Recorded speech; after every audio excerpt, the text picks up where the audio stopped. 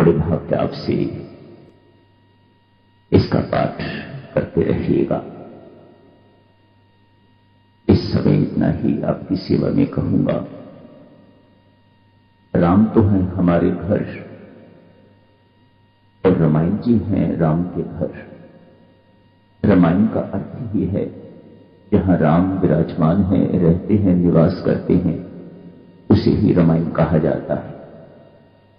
आपका घर राम, ये मत भूलिएगा। आपका घर जम्मू नहीं, दिल्ली नहीं, पठानकोट नहीं, अमृतसर नहीं।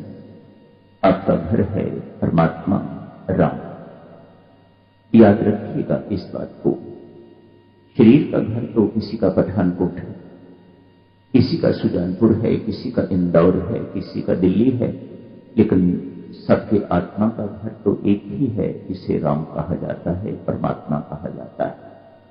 अपना वास्तविक स्वरूप जिस वक्त आपको बोध हो जाएगा हम शरीर नहीं है, न जाने कितने शरीर धारण कर चुके हैं, कितने घर, कितनी जगह हम बदल चुके हैं, लेकिन आत्मा तो एक ही है और उसका घर है परमात्मा। जब तक उस घर में नहीं पहुंच जाते, स्वामी जी महाराज ने लिखा मंदिर मान रामायण। रामायण को मंदिर मानिएगा। इसका मंदिर भगवान राम का, वहीं उनके दर्शन, अलब्ध दर्शन लाभ कीजिएगा। वहीं राम निवास करते हैं, इसी रामायण के अंदर।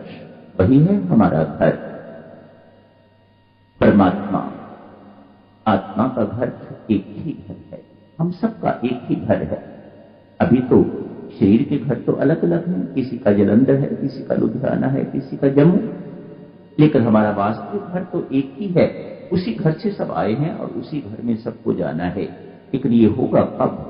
जब आपको अपना स्वरूप का बोध हो जाएगा कि हम हैं कौन। यदि शरीर है तो घर अलग अलग है। शव शरीर, संत महात्मा कहते हैं शव शरीर के घर अनेक हैं, जगह जगह हैं, लेकिन आपके वास्तविक स्वरूप जिसे आत्म स्वरूप कहा जाता है, उसका घर एक ही है और वह सबका एक है। सभी वहीं से आए हैं और सब वहीं जाएंगे।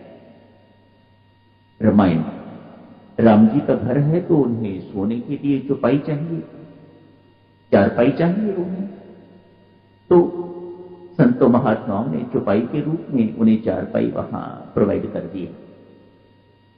पीने के लिए दूध इत्यादि भी चाहिए तो दोहा बीच में डाल दिया, दोहते रहिएगा, दूध पीते रहिएगा महाराज। शयन करने के लिए चारपाई हो गई, चौपाई हो गई, चतुष्पाद। पीने के लिए दूध भगवान को मिलता है और सुनने के लिए सोठा संगीत सुनिएगा, ओढ़ने के लिए छंद, ये सब कुछ रामायण जी में आ गया। मानो भगवान के रहने का वहां पूरा प्रबंध संतों महात्माओं ने कर दिया। इसीलिए रामायण जी में चौपाई है, दोहा है, छंद है, सोठा है, इत्यादि इत्यादि। राम हमारा घर है, इसकी चर्चा तो करेंगे रात को। अभी इतना ही याद रखिएगा। राम जी का घर है रामायण और हमारे घर हैं राम। सबको उन्हीं के पास पहुंचना है, वहीं से आए हैं और वहीं लौट के जाना है।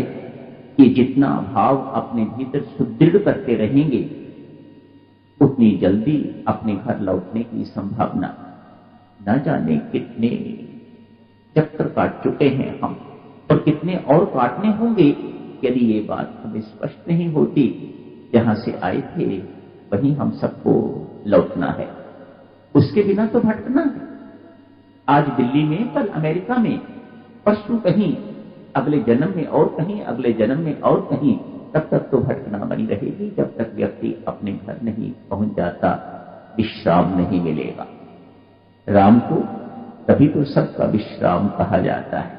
जो सबको विश्राम देता है वह राम, जो सबको आराम देता है वह राम। कहां मिलता है आराम? अपने